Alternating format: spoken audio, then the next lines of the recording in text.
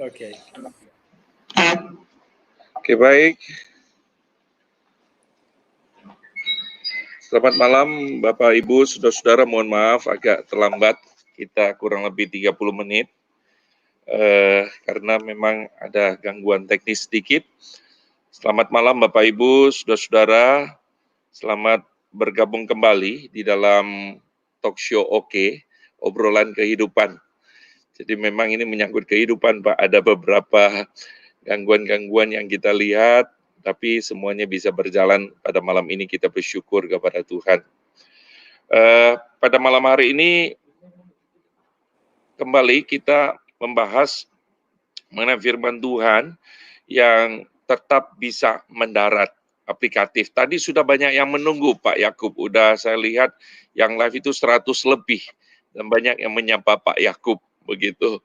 Ya, jadi kita bersyukur sekali karena memang sangat menanti-nantikan kehadiran Pak Yakub untuk bisa bersama-sama dengan kita untuk belajar kebenaran firman Tuhan.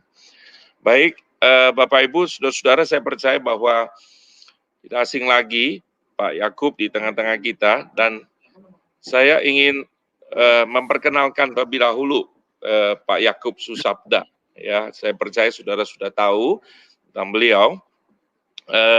Pak Yakub Susabda memperoleh gelar PhD dari Biola University, ya Pak, ya, dari Amerika, dan banyak tulisan-tulisan, seminar-seminar, dan khotbah-khotbah yang disampaikan telah menginspirasi banyak orang.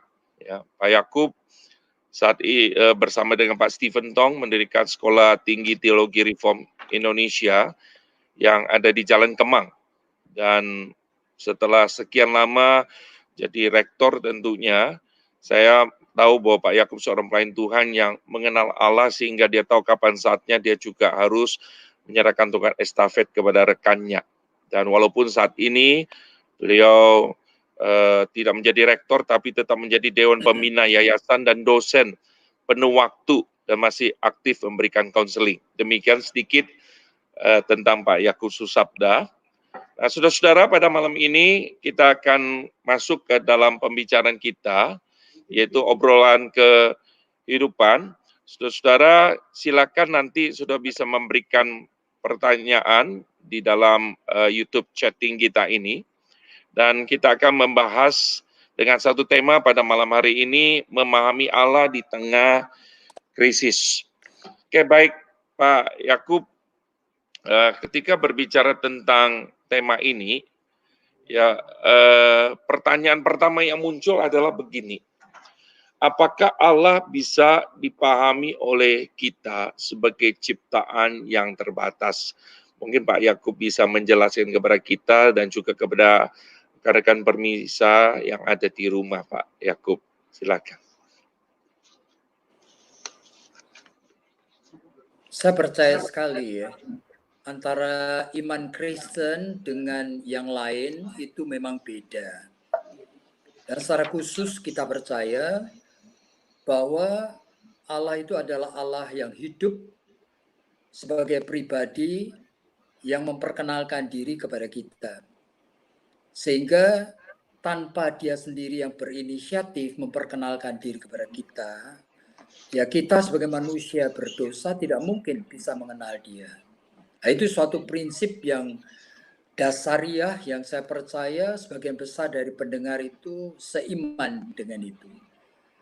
Dan dengan inisiatif Allah itu kita percaya bahwa memahami Allah itu pun completely tergantung daripada penyingkapan diri Allah terhadap orang tersebut. Nah, penyingkapan diri Allah terhadap orang tersebut itu sangat sekali tergantung kepada apa yang kita percayai. Di dalam sejarah Allah sudah menyingkapkan dirinya dengan cara yang bermacam-macam, itu diucapkan melalui Ibrani pasal yang pertama. Kadang-kadang menyingkapkan dirinya melalui suara nabi-nabi, kadang-kadang bahkan melalui kehadiran dirinya di dalam bentuk yang saat itu tidak masuk akal, yang seringkali disebut sebagai teofani. yaitu kehadiran Allah di dalam wujud yang bisa dilihat, yang kadang-kadang disebut sebagai kehadiran dari malak Yahweh. Jadi malak itu malaikat, tetapi malaikat Yehova itu different. Oleh karena yang satu ini adalah kehadiran daripada Allah Anak di dalam perjanjian lama. Dan yang satu ini bukan malaikat biasa, oleh karena yang satu ini berfirman, dan yang satu ini bisa menerima persembahan, dan satu ini bisa berinteraksi secara pribadi dengan manusia. Bahkan kadang-kadang muncul di dalam wujud sebagai manusia yang bisa diajak berkelahi, bergumul, misalnya dengan Yakub di pinggir sungai Yabok. Jadi disebutkan dalam Ibrani setelah berulang kali dengan cara yang macam-macam, ya akhirnya dia hadir melalui kehadiran daripada inkarnasi firman tersebut di dalam kandungan Maria yang dipilih oleh Tuhan sendiri. Jadi sebetulnya cara Allah menyingkapkan dirinya itu Alkitab saja yang menyingkapkannya. Menyingkapkan dengan segala macam cara yang kemudian secara sederhana itu diungkapkan di dalam Yohanes pasal 1 maupun juga di dalam Kolose pasal 1 yang kadang-kadang disebut the pre-existence of God, yaitu sebelum Yesus itu menjadi manusia, dia adalah firman itu sendiri. Jadi itu disebut sebagai pre-existent, cara Allah untuk menyatakan diri kepada kita, yang dalam 1 Yohanes disebutkan sebagai Allah yang bisa dilihat dan diraba. Jadi kalau kita mau perhatikan yang seperti ini adalah cara-cara Allah yang memang bisa difahami manusia, tetapi juga tanpa anugerah yang Tuhan berikan, manusia tidak mungkin memahami. Sehingga iman itu sendiri merupakan kasih karunia Allah yang sudah dihadirkan untuk manusia mempercayai apa yang sudah disingkapkan melalui Alkitab atas segala sesuatu yang Allah itu perkenalkan dirinya kepada kita. Jadi kalau kita mau berbicara apakah manusia bisa memahami Allah, jawabnya sebagai orang Kristen kita hanya bisa memahami oleh karena Allah sendiri yang menyingkapkan kepada kita. Dan Allah menyingkapkan diri meskipun sudah kita merasa kenal, tetap berada di dalam suatu proses yang kadang-kadang disebut already but not yet. Itu adalah proses seperti yang Allah sendiri katakan melalui Paulus dalam suratnya di dalam 1 Korintus pasal 2 ayatnya ke-9. Segala sesuatu yang Allah singkapkan tidak pernah ada di dalam pikiran manusia, tidak pernah ada di dalam hati manusia. Sehingga fakulti daripada jiwa manusia ini, baik otak, perasaan, pikiran, hati, itu memang bisa dipakai Allah, tetapi itu pada dirinya sendiri tidak bisa memungkinkan manusia kenal Allah. Jadi manusia meskipun sudah disebut kenal Allah, tetap berada di dalam suatu proses oleh karena proses belum selesai. Jadi di tengah kondisi pandemik sekarang ini, kalau kita mau berbicara apakah manusia bisa memahami Allah, ya sebagai orang Kristen kita percaya hanya Allah yang berinisiatif jikalau dia memberikan anugerah kasih karunia-Nya untuk mempercayai dia. Sesuai dengan apa yang Alkitab katakan, manusia mulai bisa belajar memahami dia. Tetapi pemahamannya tidak sama dengan pikiran manusia. Memahami membuat manusia mensikapi segala sesuatu yang Allah singkapkan melalui Alkitab sebagai sesuatu pegangan. Pegangan yang memberikan damai sejahtera di dalam hati orang percaya. Pegangan yang membuat orang percaya itu tidak ragu-ragu bahwa Allah in control, tetap memegang kendali di tengah kondisi yang manusia kadang-kadang tidak berdaya ini. Oke, baik Pak Yakub.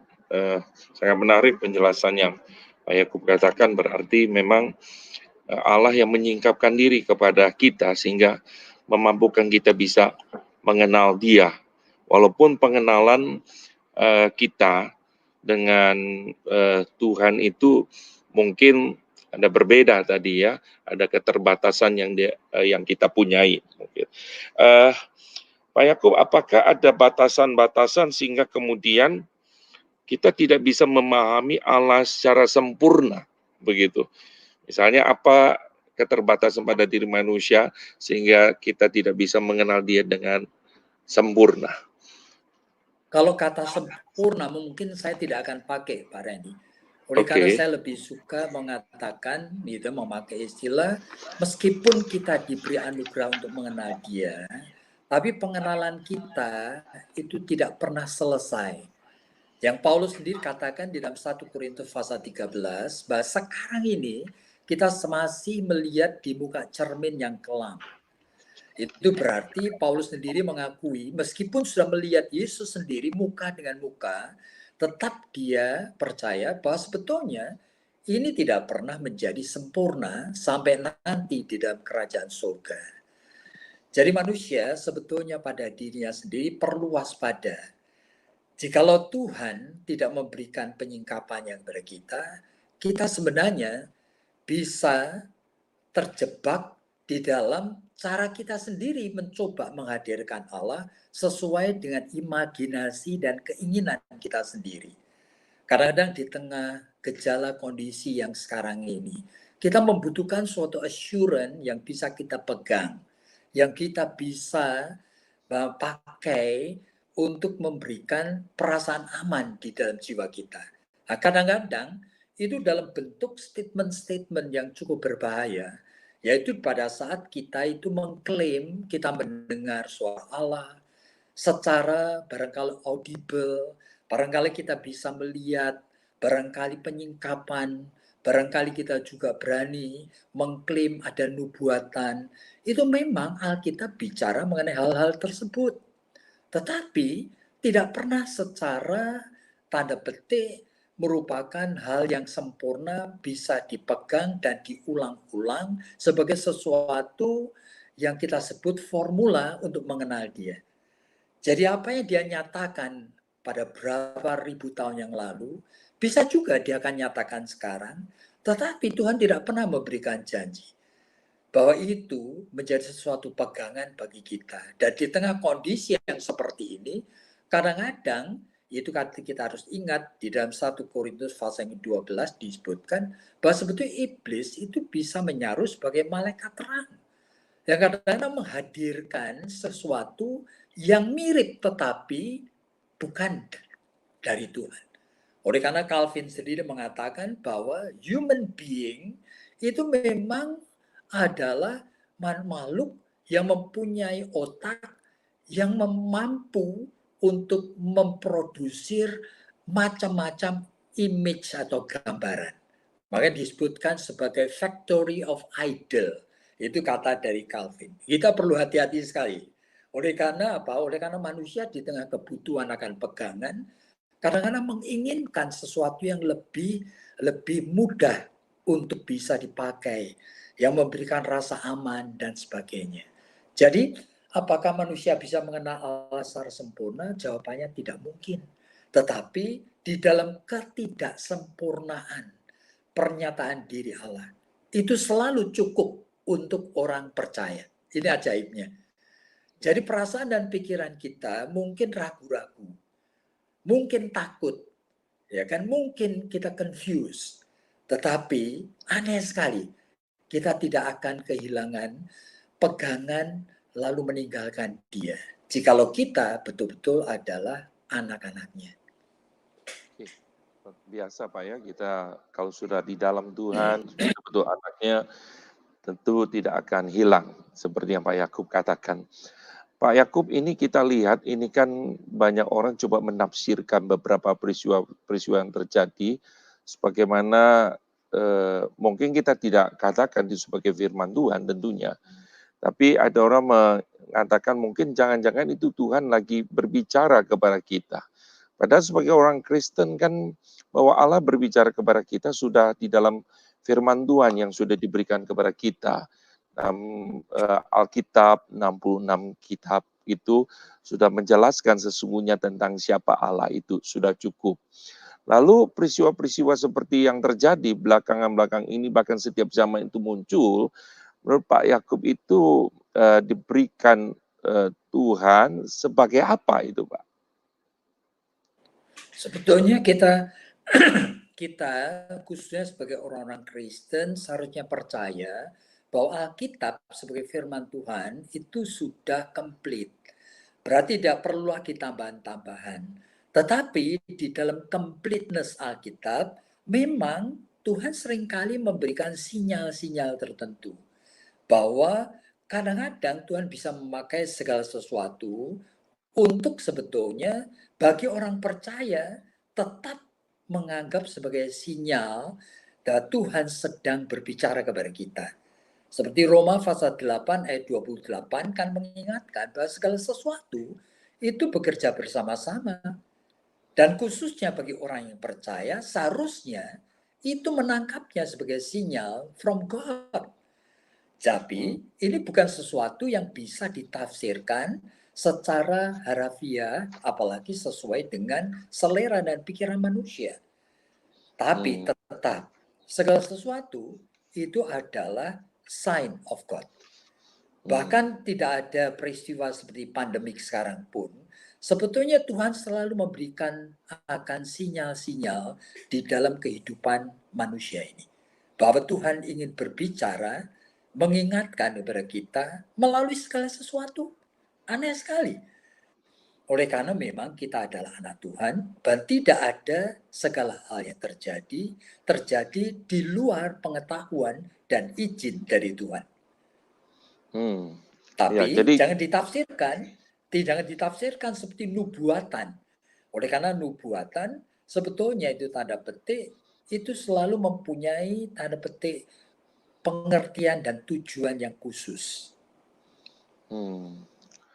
Jadi kalau bolehkah Pak kita tuh menganggap bahwa kayak pandemi ini ada sebuah sinyal yang Tuhan berikan kepada kita? Oh iya, saya percaya bahwa Tuhan mengizinkan ini terjadi meskipun kita percaya bahwa kehidupan di dalam konteks sejarah manusia itu kehidupan dalam konteks waktu yang kita hidupi yang disebut kronos itu different daripada waktunya Allah yang disebut kairos.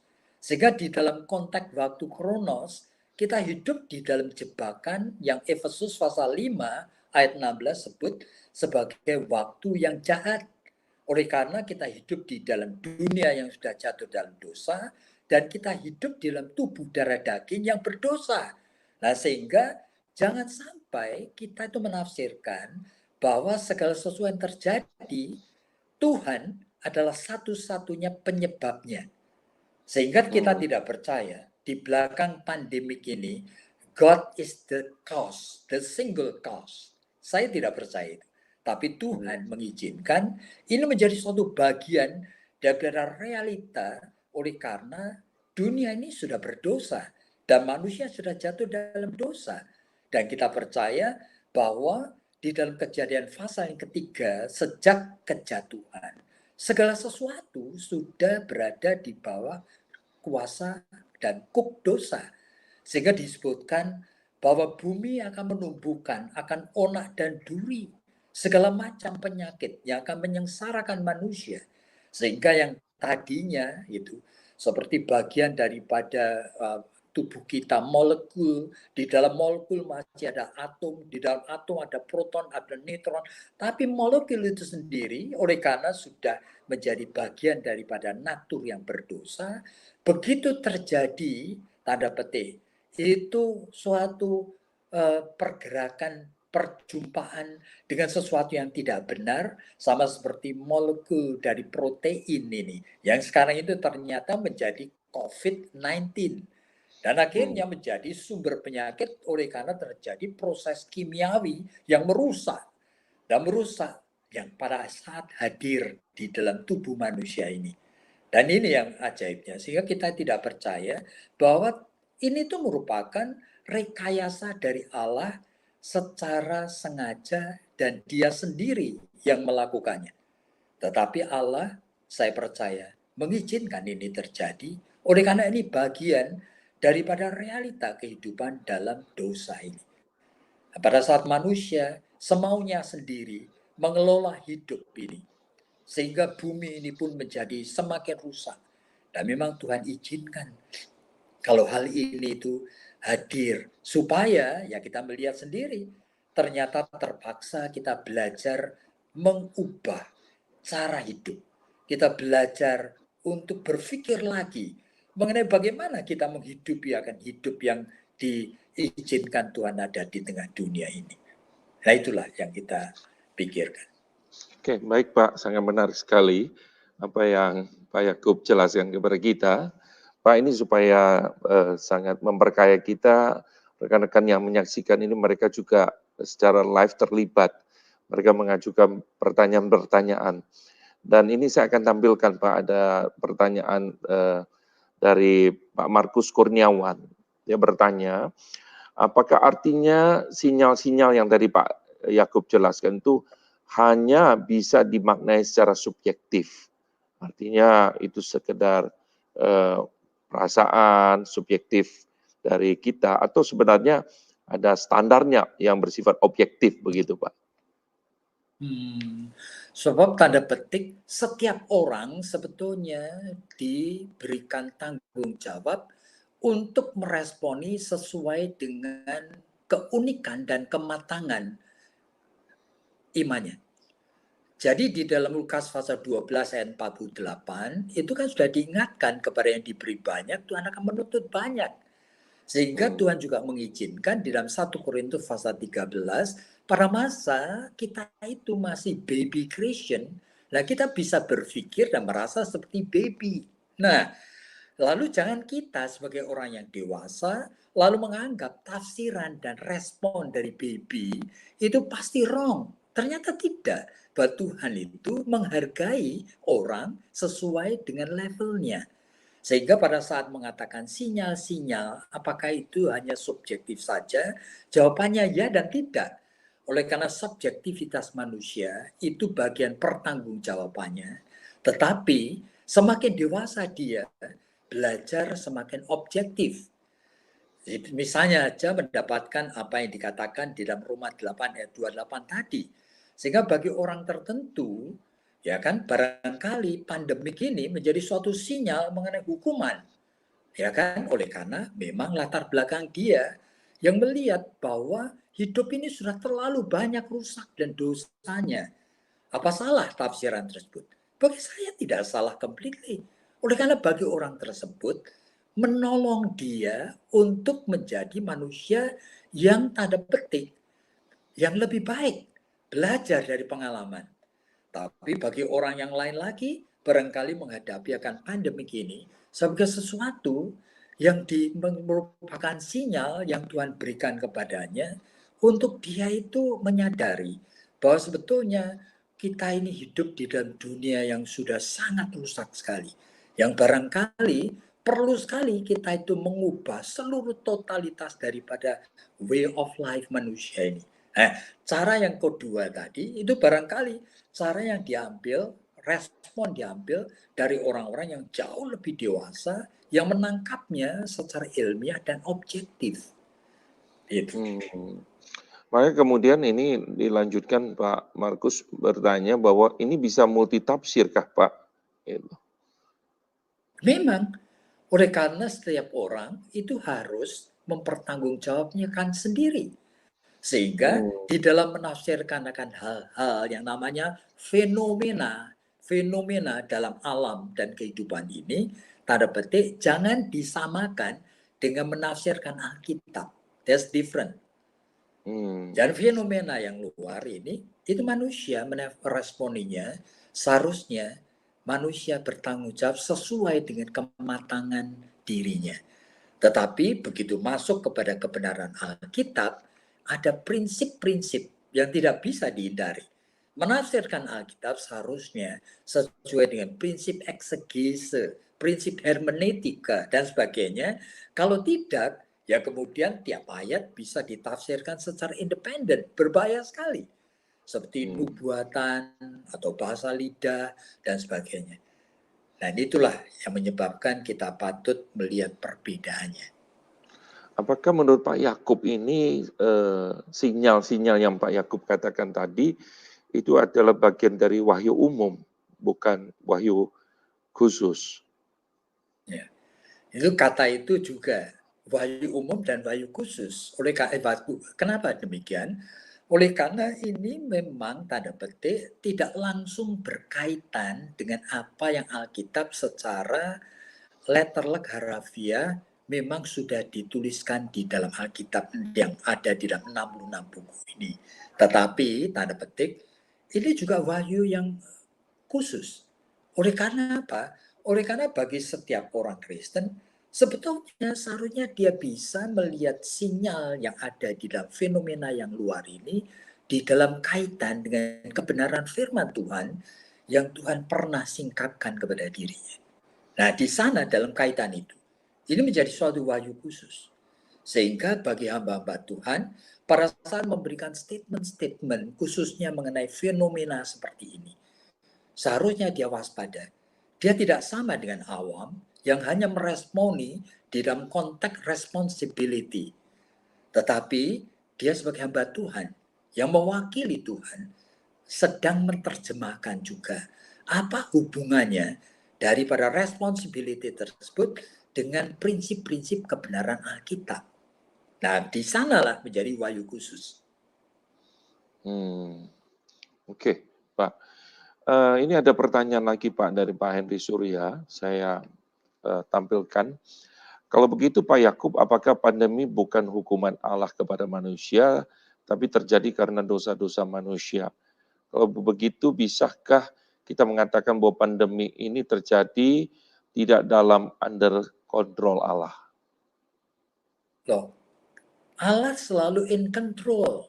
Tapi the meaning of incontrollability dari Allah, bahwa Allah itu bukan lalu seperti seorang yang mempermainkan semuanya yang terjadi sampai gugurnya rambut dari kepala pun itu Allah yang mencabuti atau menggugurkan. Nah, itu salah mengerti yang besar. Oleh karena di dalam kehidupan, dalam ciptaan ini, itu sebetulnya Allah bukan the single cause. Tetapi tidak pernah ada hal yang diizinkan jikalau sampai nanti Tuhan akan melihat God purpose itu dirusakkan oleh karena campur tangan dari dosa dan kuasa kegelapan. Jadi di sana ada yang disebutkan sebagai providensia dari Allah. Jadi providensia Allah itu tetap pemeliharaan Allah. Allah is always in control. Tetapi incontrollability-nya tidak sama dengan dia yang mengatur detail one by one. Oke, baik Pak. Terima kasih penjelasannya. Ini ada dari saudara kita Akira Tenji. Seberapa jauh korelasi dari sola scriptura dengan pengalaman yang dialami umat Kristen dari zaman ke zaman, melihat keterbatasan manusia ini di dalam memahami Allah, Pak? Itu pertanyaannya. Sebetulnya sola scriptura itu kan sebetulnya suatu moto yang diteriakkan oleh reformator yang percaya bahwa sebetulnya hanya Alkitab saja kebenaran yang mutlak dan sempurna yang Allah singkapkan supaya manusia mengenal Dia, mengenal akan purpose-nya, mengenal akan kehendaknya, mengenal siapa Dia, Allah hakikatnya. Nah itulah. Tetapi tanda petik Alkitab ini sebagai firman Tuhan itu kan bukan buku ilmu pengetahuan. Sehingga ini tidak ditulis untuk menjelaskan mengenai misalnya formula matematika atau kimia dan sebagainya. Sehingga bukan sebagai sesuatu alat untuk kita menjelaskan mengenai alam. Jadi apa yang terjadi termasuk dengan COVID-19 ini. Oke, baik Pak. Lalu ada yang bertanya begini, bagaimana cara kita mengecek pengetahuan pertumbuhan atau kematangan rohani kita sendiri dalam perjalanan pengenalan kita akan Allah, Pak. Jadi bagaimana kita mengecek pertumbuhan atau kematangan rohani kita sendiri. Jadi tadi kan ada Iya, sebetulnya, sinyal. ya. Iya. Saya percaya sekali bahwa setiap orang selalu harus setiap hari, bahkan setiap saat, itu melakukan self-analyzing, supaya menganalisa sendiri, mengenali akan kondisi, bahkan kondisi kepribadian, kondisi batinnya, kondisi psychological, tapi yang utama, kondisi imannya. Tapi bagaimana kita bisa mengenalinya? Yaitu kita melihat apakah kita itu hidup, tanda petik, sesuai dengan kebenaran yang sudah Tuhan singkapkan kepada kita. Jadi Tuhan menyingkapkan sebetulnya itu, kalau kita menjadi orang Kristen lebih dari 10 tahun, sebetulnya Tuhan sudah menyingkapkan banyak sekali. Tetapi sebagian besar dari kebenaran itu, kita itu tidak secara serius, kita ingat, kita catat, dan kita mencoba untuk menghidupinya. Nah, sehingga 90% dari kebenaran itu hanya lewat saja, dan kita barangkali melupakannya. Nah, sehingga alat untuk mengecek, itu kemudian kita sudah tidak memiliki lagi yang akurat. Tetapi yang penting bagi kita adalah, jikalau betul-betul kita adalah anak Tuhan, setiap hari seharusnya kita tahu apakah kita itu walk with God. Berarti kita seharusnya mempunyai waktu untuk secara khusus, itu bukan hanya membaca Alkitab, tetapi untuk mempertemukan kebenaran Alkitab yang Tuhan itu singkapkan sebagai firman-Nya dengan diri kita. Nah, kebenaran dengan diri kita pada saat bertemu, kita akan melihat, akan menemukan apakah diri kita itu memang tanda petik berkenan di hadirat Tuhan, atau kita sedang berjalan di dalam kegelapan atau dosa-dosa kita. Nah, termasuk pada saat kita mengalami stagnasi di dalam level iman kita. Barangkali ada orang mengalami stagnasi itu selama berbulan, bahkan bertahun-tahun dan tidak sadar. Oleh karena apa? Oleh karena dia masih aktif terlibat dalam kegiatan gerejani. Bahkan mungkin dia sebagai majelis gereja atau sebagai ketua komisi, barangkali bahkan menjadi hamba Tuhan. Tetapi sebetulnya dia sudah macet, sudah stagnan. Oleh karena apa? Oleh karena dia tidak mengalami pertumbuhan. Seharusnya pergaulan yang Tuhan itu tidak pernah berhenti. Oleh karena Allah yang kita bergaul dengannya itu adalah Allah yang hidup, yang tidak mungkin membiarkan kita itu mandek. Jadi berarti kita seharusnya selalu ada alat untuk evaluasi. Apakah kita itu memang hidup sesuai dengan kebenaran firman Tuhan, atau kita itu sudah jauh atau bahkan flat hubungan kita dengan dia. Oke, jadi memang berarti setiap hari ya Pak, artinya bahwa kita terus bergumul, mengalami dekatan dengan Tuhan, mengalami sebuah pertumbuhan, dan bahkan sinyal-sinyal itu Tuhan berikan kepada kita untuk mendrill iman kita semakin dekat dengan Tuhan, begitu Pak Yakub ya. Tetapi persoalannya kadang-kadang kita itu sendiri kurang waspada, apakah kita itu spiritual man and woman atau kita itu just natural man and woman. Nah, kalau orang mau mengecek akan kondisi iman, tapi dia just natural man and woman, tidak bisa. Oleh karena ini masalah spiritual, sehingga setiap orang Kristen mestinya menjadi spiritual man or woman. Berarti dia memang manusia rohani yang menyukai hal rohani. Berarti bisa kita cek apakah dia ada waktu sendiri dengan Tuhan. Apa dia menginginkan solitude, alone with God. Berarti ada waktu memang dia cari untuk mendekatkan diri dan untuk mengenal, untuk bergaul dengan Tuhan. Untuk secara khusus memberikan diri dengan jiwa seorang murid seperti yang Yesaya pasal 55 itu katakan. Mau mendengar setiap pagi apa yang Tuhan itu katakan kepadanya. Nah, kalau orang itu menjadi spiritual man and woman, dengan sendirinya Tuhan itu akan menyingkapkan apa yang dia itu nyatakan kepada orang. termasuk dosa-dosanya, termasuk hal-hal yang tidak benar yang masih dia hidupi. Nah itulah, makanya sulit sekali kita berbicara jikalau ini hanya masalah kognitif. Sebagai seorang ya harus kita mengecek akan kondisi iman, tapi kita bukanlah manusia rohani, tidak bisa pasti kita mengecek. Ya itu Pak Reddy.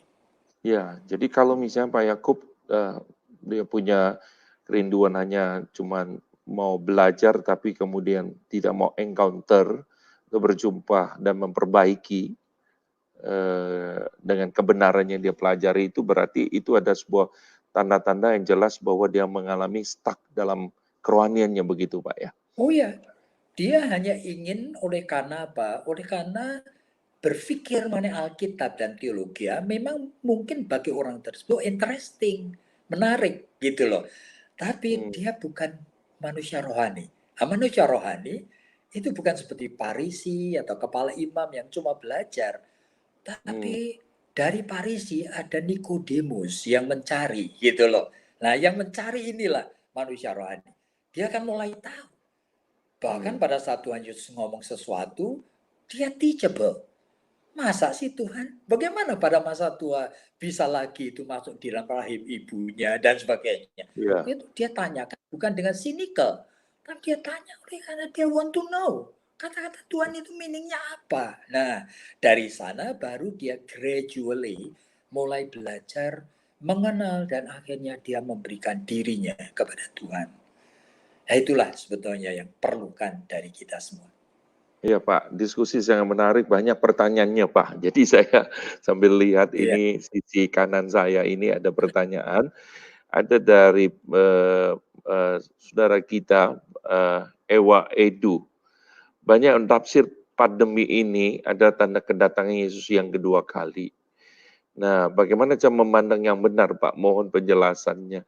Memang banyak Pak jemaat yang tanya, apa ini tanda-tanda akhir zaman dan sebagainya. Menarik sekali ya. Sebetulnya berbicara mengenai waktu, Tuhan Yesus sendiri kan mengatakan bahwa anak manusia sendiri tidak tahu kapan dia datang kembali. Nah itu seperti sinyal yang langsung dari mulut Tuhan Yesus. Nah sehingga jangan kita lupa meskipun ada ayat-ayat yang mengingatkan bahwa kadang-kadang Tuhan mengatakan ada peperangan, ada sakit penyakit, ada malapetaka, ada earthquake, dan sebagainya. Baru nanti kedatangan. Nah, tapi kita ingat bahwa ayat-ayat tersebut itu tidak boleh dibaca independen daripada seluruh keutuhan Alkitab. Nah, di dalam seluruh keutuhan Alkitab, kita baru realize bahwa ketika Tuhan Yesus naik ke surga pun, itu murid-murid kemudian salah tafsir. Sehingga kalau kita mau perhatikan, itu sampai di dalam Kisah Rasul-Rasul, itu orang-orang Kristen pertama pun salah tafsir. Sehingga mereka pikir Yesus pasti datang segera. Oleh karena itu kata-kata malaikat, dia akan datang segera, dia akan datang kembali. Kan? Tetapi realitanya mereka menjualkan barang-barangnya dan semuanya. Tiap hari mereka berdoa dan memotong roti. Berarti mereka melakukan ibadat dan sambil perjamuan kudus. Tapi ternyata harta benda yang mereka jual habis itu sudah dibagi-bagi. Yesus tidak datang-datang. Nah, itu merupakan suatu contoh bahwa kita harus waspada. Bahwa ini tuh bukan suatu sinyal yang langsung kita bisa pegang. Bahwa ini betul akan datang kembali. Oleh karena Yesus mengingatkan, setiap waktu seharusnya adalah waktu waspada. Mungkin hari ini, mungkin sejam lagi. Nah, waspada itulah manifestasi iman yang benar. Tapi menantikan dalam waspada itu tidak sama dengan orang yang tanda petik sama seperti kelompok agama tertentu dari kekristenan yang berani untuk membuat perhitungan-perhitungan. Nah, oleh karena ada tanda-tanda tertentu, yakin sekali tahun sekian Yesus akan datang kembali. Aduh, saya rasa kita jangan sampai jatuh kepada ekses seperti itu. Oleh karena dalam Ulangan pasal 29 ayat 29 sudah diingatkan, ada hal-hal yang sekretif yang memang hanya untuk Allah saja. Tapi ada hal-hal yang being reveal yang memang Tuhan ingin supaya kita tahu. Dan termasuk datang yang kembali itu secretnya dari God. Kita perlu waspada aja sehingga selalu siap dengan pelita, dengan minyak yang cukup. Nah itulah yang sebetulnya Alkitab ajarkan sebagai iman Kristiani. Yang menarik Pak, saya kalau tidak salah Pak Yakub pernah kirim kepada saya juga yang ingatkan bahwa dalam situasi pandemik ini memang itu kita lihat sebagai sinyal. Tapi kadang respon manusia itu kadang kan terlalu mungkin membesarkan. Jadi yang dibahas pandemi ini terus, COVID terus. Jadi tidak lagi membawa kepada proses pengenalan akan Tuhan.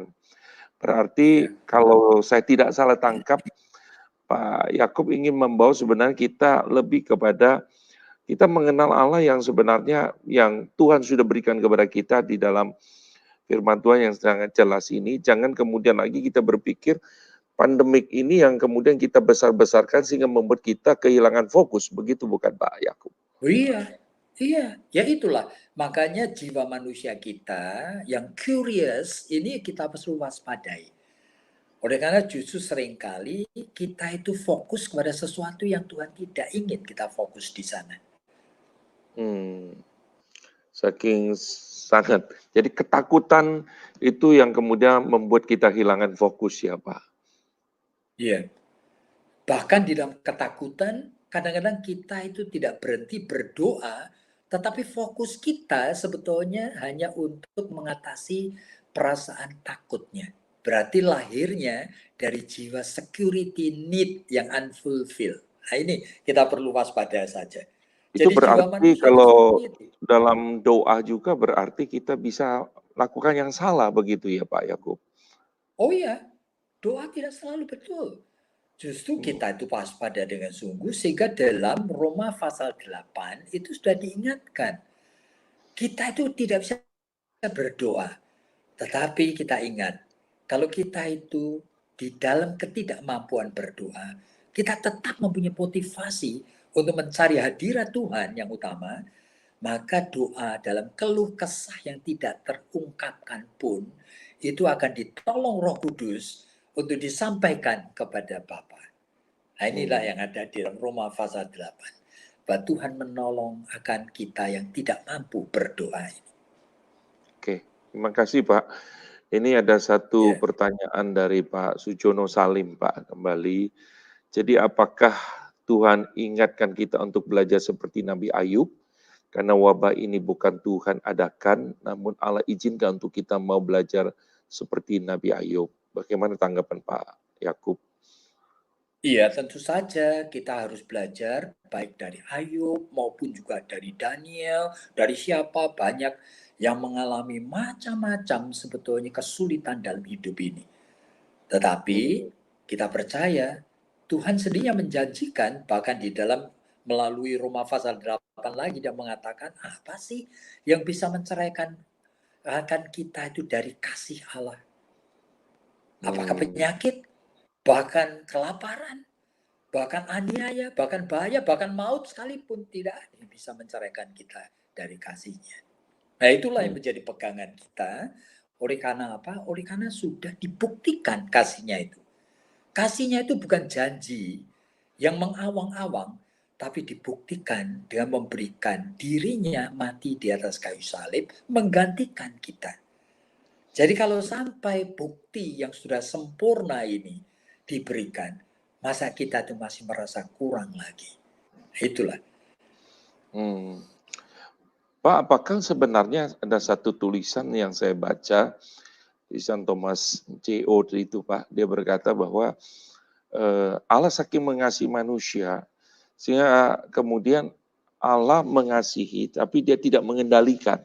Begitu, jadi artinya bahwa ya istilahnya Allah tidak memaksakan kehendaknya semuanya pandemi ini karena Allah mencintai manusia. Allah bisa meniadakannya sekejap kita percaya akan kuasa Allah, tapi karena Allah mengasihi maka Allah tidak mengendalikan seperti begitu. Apakah begitu pemahamannya? Nah kalau itu istilah yang dipakai ini yang saya kurang setuju.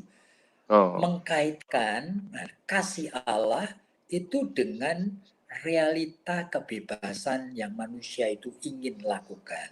Nah, itu sebenarnya tidak matching, tidak integrate itu. Jadi Allah kalau mengasihi manusia, itu oleh karena Allah ingin memberikan yang terbaik kepada manusia. Nah, yang terbaik kepada manusia itu antara lain di dalam kebebasan untuk melakukan apa saja dia mau. Allah tahu kepada orang-orang tertentu, dia tetap akan memilih untuk memuliakan Tuhan di tengah kebebasannya. Sehingga kebebasannya tidak mungkin dia akan pakai untuk sewenang-wenang untuk melampiaskan dosanya. Nah, itu di sana baru kita kaitkan oleh karena Allah mengasihi dia. Tapi kalau masalah mengenai soal pandemik ini dan sebagainya, tanda petik, ini menjadi sesuatu hal yang kompleks sekali. Oleh karena di mata manusia itu biasanya melihat realita hidup cenderung mensimplifikasikan sehingga cara berpikirnya dialektika. Jadi kalau Allah mengasihi, ya seharusnya itu menolong, mendengar doa kita, dan kemudian menyembuhkan semua orang dari sakit penyakit ini. Nah, itu kan cara berpikir dialektika gitu. Atau sebaliknya, oleh karena Allah sedang menghukum kita dan dibiarkan kita sengsara dan mati. Nah, itu cara berpikir dialektika. Tapi cara berpikir dialektikal itu berbahaya sekali. Oleh karena itu cara berpikir manusia untuk mensimplifikasikan akan realita hidup yang sudah too kompleks. Too kompleks. Yang saya percaya sekali bahwa Tuhan melihat akan orang-orang yang sakit. Bahkan saya melihat orang yang sakit itu sampai luar biasa sengsaranya dengan COVID-19 ini. Sampai dari mulutnya keluar segala slem yang begitu kental terus-menerus sampai tidak bisa bernafas. Sampai itu lehernya dilubangin supaya bisa bernafas. Waduh, saya melihat itu kadang-kadang itu ngeri sekali. Tapi pikiran kita kadang-kadang itu ya, kita berpikir seolah-olah Tuhan membiarkan atau Tuhan menghukum. Padahal ini adalah realita yang tuh kompleks untuk bisa difahami. Tetapi di tengah kompleksitas seperti ini, saya percaya Tuhan itu ikut menangis bersama dengan kita. Nah, itu ajaibnya. Ikut menangis bersama kita. Bukan lalu karena dia tidak berdaya, tapi oleh karena realita yang tidak mungkin Tuhan itu intervensi di tengah kondisi yang sudah tuh kompleks oleh karena ada campuran daripada tanggung jawab manusia, kebebasan manusia semaunya sendiri oleh karena proses sejarah yang sudah dirusak tak karu-karuan ini. Kadang-kadang kita tidak bisa untuk menarik kesimpulan begitu saja. Dan di tengah kondisi seperti ini tetap percaya bahwa Tuhan in control, anehnya. Bahwa orang-orang yang mencari dia, Tuhan tidak pernah akan membiarkan imannya itu gugur, tidak pernah. Jadi di dalam kondisi apapun juga, Tuhan tidak pernah membiarkan orang percaya kehilangan imannya. Nah, makanya doa kita supaya lebih banyak orang yang mendapatkan kasih karunia dari Tuhan ini. Oke, baik Pak, ini ada satu dari Bu Elsa Mayasari, dia menegaskan begini, apakah pandemi yang terjadi saat ini adalah bukan suatu fenomena yang sangat spesial seperti air bah atau kejadian besar lainnya dalam Alkitab? Ya, itu pertanyaan yang baik. Oleh karena ini rare, jarang sekali. Jadi barangkali akan terulang setelah sekian ribu tahun, barangkali begitu. Jadi oleh karena ini sesuatu yang jarang, itu menimbulkan kepada kita itu sengatan waspada. Kenapa ini bisa diizinkan Tuhan sampai terjadi seperti ini? Nah itu bagi saya perlu sekali memang sebagai orang Kristen, kita itu bertanya seperti itu.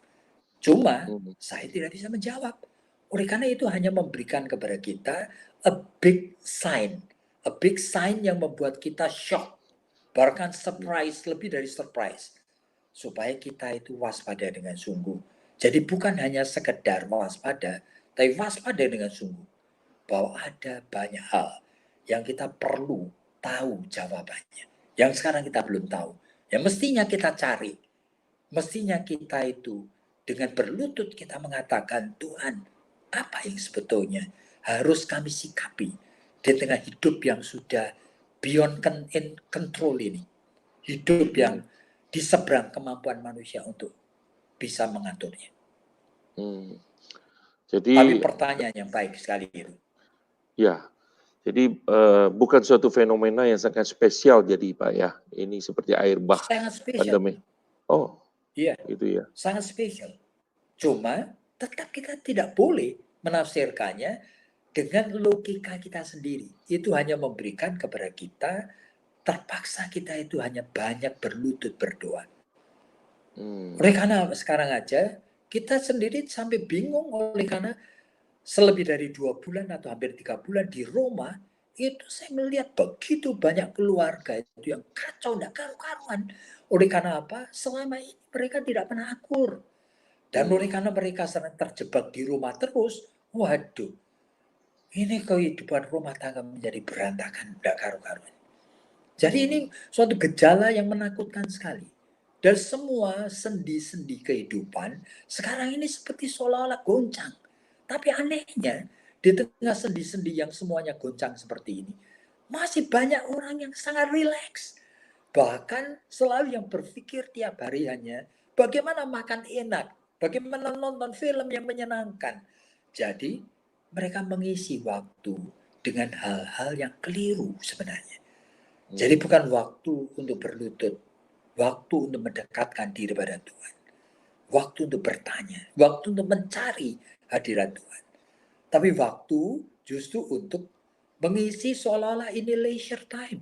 Nah, ini merupakan sesuatu yang kita waspadai. Karena mungkin mereka berpikir bahwa ini hanya satu pause cuman sementara, nanti akan kembali normal lagi. Mungkin masih banyak Ya itulah kesempatan. yang dipikirkan. Oleh karena barangkali mereka sendiri dan dia dalam keluarga semuanya oke, masih sehat. Nah, oleh karena masih sehat, ya mereka tidak tahu bahwa ini tuh seperti kematian ada di depan pintu rumah kita. Nah, kita tidak waspada, aneh sekali. Begitu. Iya. Lalu Pak, berkaitan dengan tadi ada pertanyaan dari Pak Agus Susanto ini, bagaimana memahami menjelaskan providensi Allah di masa pandemi COVID-19 ini? Artinya bagaimana kita misalnya ada orang bertanya menjelaskan, oh ini ada pemeliharaan Allah nih di dalam masa pandemi ini. Gitu. Iya. Sebab kalau berbicara mengenai providensi ya, sebenarnya kalau saya itu melihat selalu ada 4 macam providensi ya, yang tidak boleh hanya dilihat salah satunya. Misalnya providensia yang pertama itu adalah inevitable providensia, yaitu pemeliharaan Allah yang tidak bisa dihindari. Bahwa Allah selalu menyertai kita. Sama seperti yang disebutkan misalnya dalam Kisah Rasul-Rasul pasal 17, bahwa kita ini dalam kebebasan, kemerdekaan, kita hidup di dalam Dia. Anehnya. Ada di dalam pemeliharaan Allah. Di dalam Mazmur 139 sebagai dikatakan, Tuhan, aku akan lari kemana? Gitu ya. Ke atas langit aku ketemu Engkau juga di sana. Ke dalam alam maut pun juga Engkau di sana. Aku melihat bahwa there's no escape, tidak bisa lari daripada Engkau. Nah, itu namanya inevitable providentia. Tetapi providensia yang kedua, itu providensia di tengah dua perbedaan waktu. Di mana Allah di dalam kairos dan kita di dalam kronos. Nah, di dalam kronos ini yang terjadi itu terjadi karena 6 kemungkinan. Semua yang terjadi karena 6 kemungkinan. Bisa terjadi karena God's will, bisa terjadi karena God's decreed will, bisa terjadi oleh karena God's natural law, bisa terjadi oleh karena man's free will, bisa terjadi oleh karena satanic influence, bisa terjadi oleh karena God intervention. Nah, bisa juga memang oleh karena ada decree-nya dari Tuhan, ketetapannya. Tetapi kita perlu waspada bahwa ini terjadi oleh karena campuran daripada banyak kemungkinan yang kita tidak bisa untuk memilah-milahnya. Tetapi di tengah ini semua sekali lagi ingat bahwa Tuhan tidak pernah meninggalkan kita. Tapi yang ketiga itu providensia di tengah kebebasan kita. Kebebasan di tengah waktu kronos ini. Sebetulnya setiap detik manusia hanya bisa mengisi satu macam hal. Manusia tidak bisa mengisi satu detik itu dengan dua hal. Satu saja anehnya. Anehnya, begitu ini sudah menjadi puluhan detik, menjadi menit, menjadi jam. Nah, ternyata kita itu kadang-kadang sudah melihat, kita sudah mengisinya keliru pada jam yang lalu. Dan anehnya, di dalam providensia Tuhan, waktu yang sudah lewat itu bisa diulang. Itu aneh sekali. Diulang dalam bentuk apa? Dalam bentuk pertobatan. Meskipun sudah keliru, sudah lewat waktu ini. Tapi kalau engkau mengenal dan engkau itu bertobat, seolah-olah kamu boleh lagi memulai waktu yang sama dengan suatu kondisi yang sama, yaitu di hadapan Tuhan. 1 Yohanes pasal 3 mengatakan, kamu bukan pendosa, kamu tidak berbuat dosa. Oleh karena apa? Oleh karena kamu sudah bertobat. Nah, ini ajaibnya. Jadi providensia Tuhan itu yang ketiga seperti itu. Yang keempat, itu kadang-kadang itu suatu providensia yang kadang-kadang tidak pernah, yang surprising, yang kita tidak pernah duga. Yang kadang-kadang kita rasakan tidak fair. Oleh karena apa? Oleh karena Alkitab juga bicara. Satu pihak Tuhan mengatakan, firman-Nya mengatakan bahwa di dalam kitab Yakobus bahwa Tuhan tidak mencobai, tapi realitanya dalam Lukas 22, di dalam Ayub, bahkan kalau kita lihat akan doa Bapa kami, Yesus mengajarkan setiap hari kalau kamu berdoa, jangan lupa kamu minta kepada Bapa. Bapa, jangan bawa aku dalam pencobaan. Aneh sekali. Jadi hidup ini aneh sekali kadang-kadang. Providensia kok Tuhan membawa dalam pencobaan bagaimana? Realita yang sudah too kompleks ini. Termasuk di dalam pandemik seperti ini. Ada orang yang begitu carelessnya. Disuruh untuk misalnya social distance. Tetap juga distancingnya. Dia ngomong aja dekat sekali. Tidak pernah memakai akan masker. Nah, kalau ketularan jangan mengatakan dong bahwa Tuhan itu yang memberikan kepadanya sakit penyakit. Oleh karena dia sendiri dalam kebebasannya, dia membawa diri di dalam pencobaan. Nah, ini di dalam kondisi yang seperti inilah kita itu mencoba untuk menafsirkan secara personal sekarang.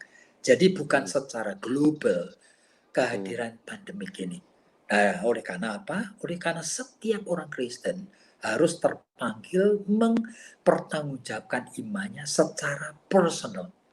Itu lebih dahulu sebelum dia memikirkan tanggung jawab sosial, tanggung jawab global, dan sebagainya. Tapi yang pertama secara pribadi lebih dahulu. Ya. Baik, Pak Yakub, sangat menarik sekali. Soalnya banyak banget pertanyaannya, Pak. Memang kita agak telat sedikit mulainya, tapi saya lihat ini ada kerinduan dari banyak saudara-saudara seiman kita, Pak, untuk mengenal Tuhan. Ada satu, Pak, pertanyaan dari Pak Hendy Rusli. Selamat malam, Pak. Seberapa efektif Alkitab dapat menjadi alat ukur pegangan dalam menafsir fenomena atau peristiwa yang terjadi saat ini? Dan bagaimana sinyal-sinyal itu dapat difilter supaya mendapat pesan Allah, Pak? Jadi kita tadi juga ada masalah sinyal, Pak. Sekarang kita bahas sinyal juga. Sebab itu kita perlu waspada. Sebetulnya kebutuhan kita dan motivasi kita, sebetulnya kita perlu harus waspada lebih dahulu. Untuk apa kita tuh menginginkan sesuatu pegangan untuk bisa memaknai akan apa yang terjadi sekarang. Nah, itu biasanya kecenderungan daripada dan kebutuhan daripada manusia. Padahal yang Tuhan inginkan kita bukan memaknai sebetulnya, tetapi untuk mensikapi. Nah, Tuhan inginkan kita mensikapi sebenarnya. Oleh karena fenomena di luar kita itu bisa segala macam. Dan kadang-kadang bahkan di luar dugaan seperti pandemik sekarang ini. Cuma Alkitab itu tidak memberikan kepada kita sebetulnya kesempatan untuk memaknainya. Tetapi Alkitab ingin supaya kita meresponi dengan sikap iman yang benar itu bagaimana. Nah itu, sehingga saya tidak memakai kalimat kalau bagaimana Alkitab memberikan bahan kepada kita untuk bisa memaknai, menafsirkan yang sekarang ini. Sebab bukan itu yang Tuhan itu mau. Tuhan ingin kita mensikapinya. Oke, baik Pak. Ini mungkin karena waktu, mungkin kita beberapa pertanyaan nanti kita close. Jadi terima kasih untuk banyak partisipasi, dan Pak Yakub sudah juga berusaha dari tadi bersama-sama kita coba bisa on time yang kita sudah rencanakan. Ya, karena sinyal lagi Pak ini kita bicara. Ini ada dari Aiden Sugiarto Pak. Bagaimana perspektif iman Kristen dalam melihat COVID-19 pandemik ini yang secara distinktif membedakan dengan agama lain dan konteksnya terhadap providensi Allah. Tadi ada disinggung sudah dari Pak Yakub, mungkin ada bisa singkat, ada bisa jawab Pak mengenai ini. Iya. Saya tidak percaya saya mewakili siapa-siapa dan tidak berhak saya untuk menilai agama-agama lain. Saya tidak berhak. Tapi yang penting adalah sebagai orang Kristen, saya percaya sekali bahwa keunikan dari iman Kristen itu terletak kepada pengenalan terhadap Allah sebagai pribadi. Pribadi yang bisa mendengar, pribadi yang bisa mengerti, pribadi yang menyertai, pribadi yang berinteraksi dengan kita, pribadi yang hadir, bahkan memahami segala pergumulan kita. Nah, ini yang merupakan sesuatu esensi. Oleh karena esensinya adalah kita dengan pribadi Allah, sehingga firman yang Dia sediakan melalui Alkitab, itu kita lihatnya adalah firman yang diucapkan dan disampaikan secara pribadi, dari pribadi Allah kepada pribadi kita. Nah, itulah menyebabkan saya percaya sekali, bahkan pada saat saya sudah mengenal Allah secara pribadi, itu sebetulnya sudah lebih dari segala sesuatu yang saya perlukan. Saya hanya bisa memegang tangannya, saya bisa hanya duduk di bawah kakinya, dan saya hanya bisa terus-menerus meminta akan penyertaannya untuk menghadapi akan hidup ini yang saya sendiri tidak mampu untuk hadapi. Sehingga saya akan mengutip akan kata-kata dari Mazmur, yaitu dari Daud di dalam Mazmur 131. Dia mengatakan kalimat seperti ini, bahwa aku itu tidak mau untuk menjadi orang yang berpikir terlalu tinggi atau sombong, tinggi hati, memikirkan yang besar-besar. Aku hanya ingin menjadi seperti anak kecil yang baru selesai disapih oleh ibunya dan duduk barangkali dengan kehilangan perasaan aman oleh karena baru disapih. Barangkali memegangin akan pakaian dari ibunya, duduk di kaki mamanya. Jadi itu sebetulnya keunikan daripada iman Kristen.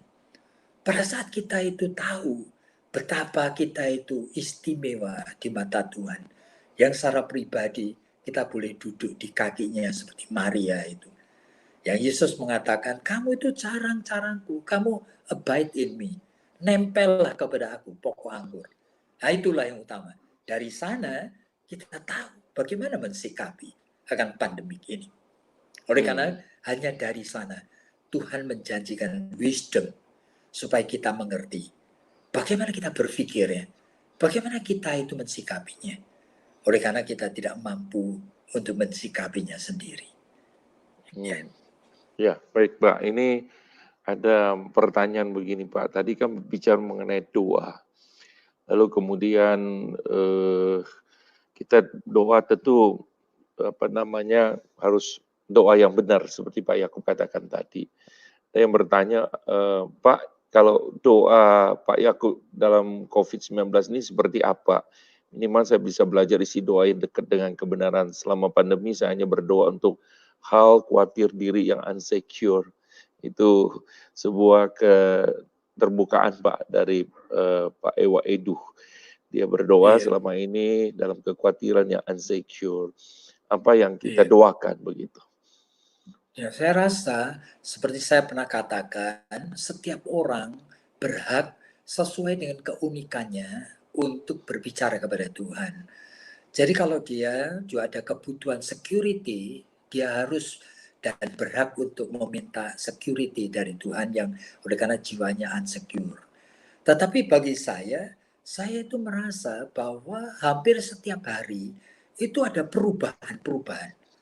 Dan apa yang Tuhan singkapkan kepada saya melalui puluhan, kadang-kadang ratusan WA saja, itu sudah mengubah akan konsep pemahaman dan kesadaran saya hari itu. Dan itulah yang menyebabkan saya mensikapinya dan saya membawanya di dalam doa.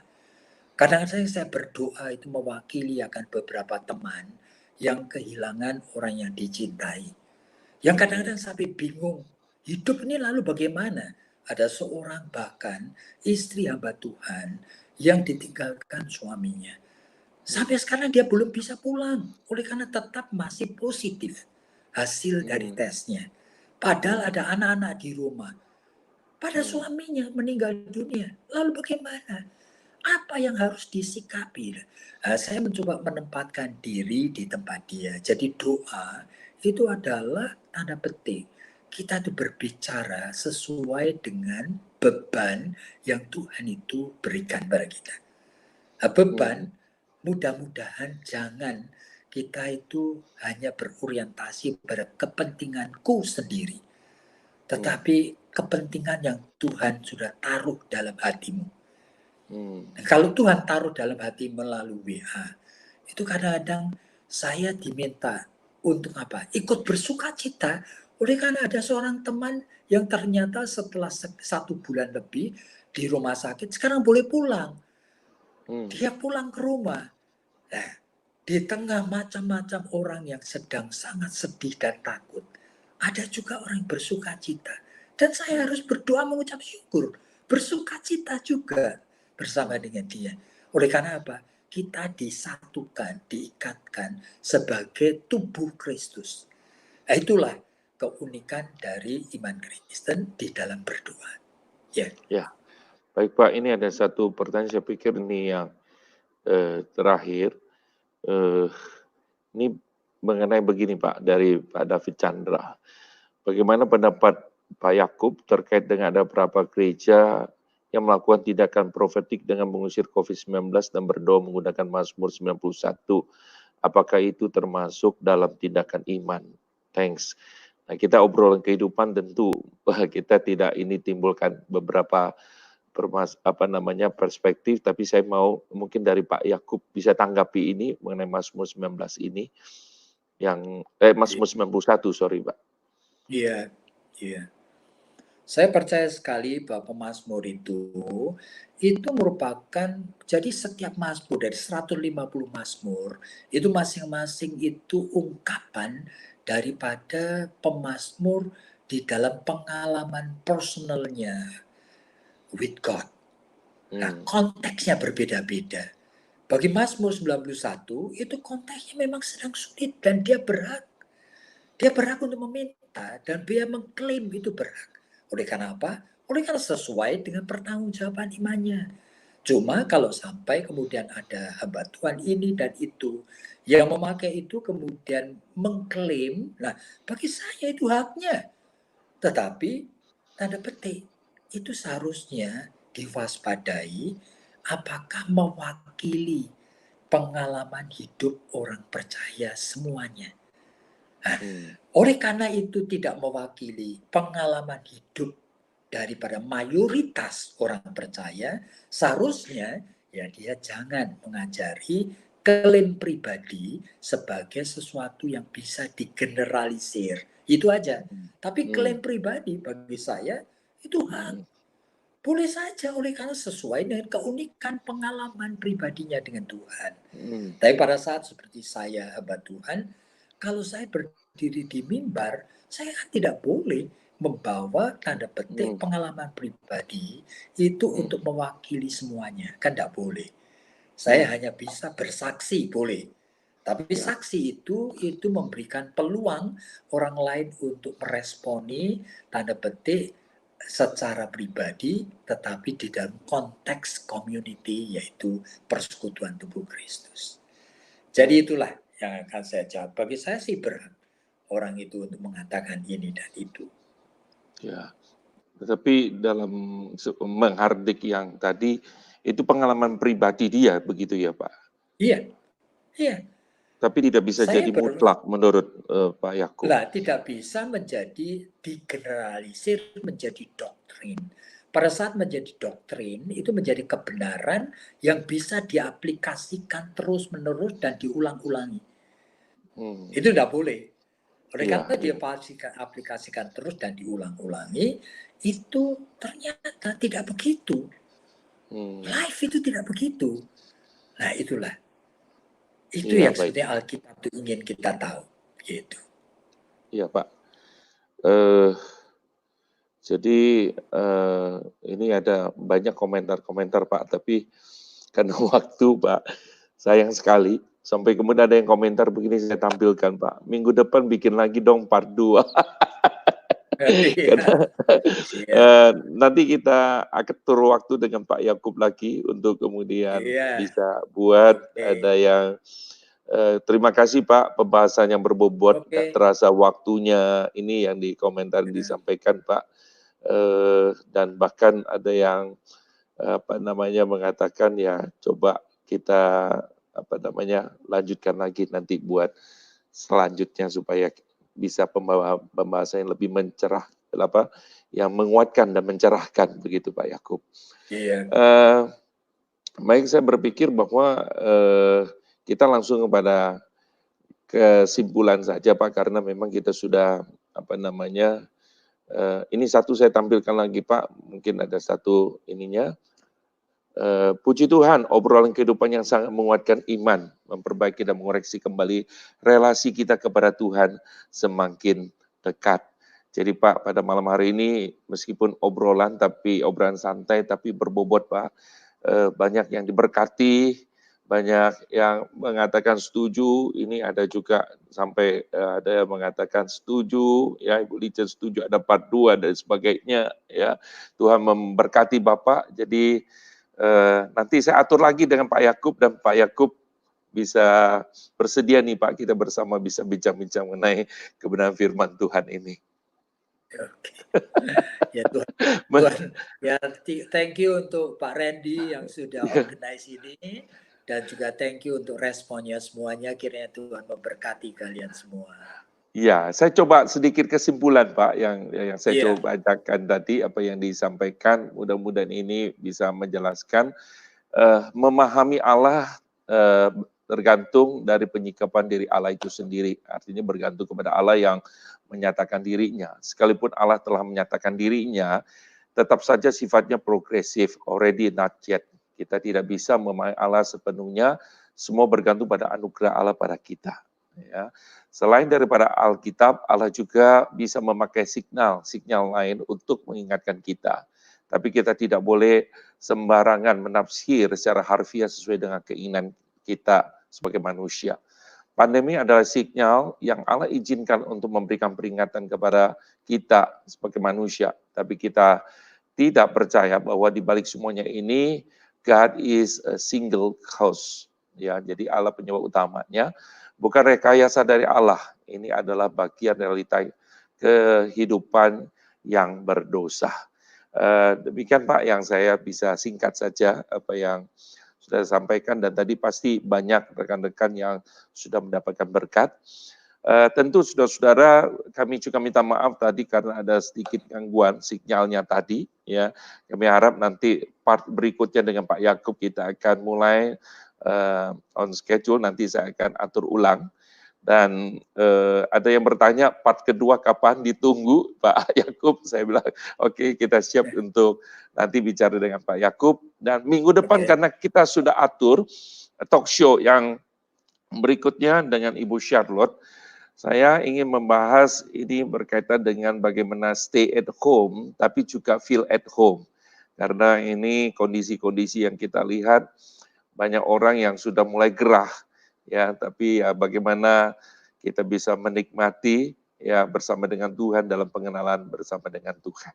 Baik, terima kasih Pak Yakub dan terima kasih rekan-rekan yang sudah ambil bagian yang luar biasa mendukung, ya.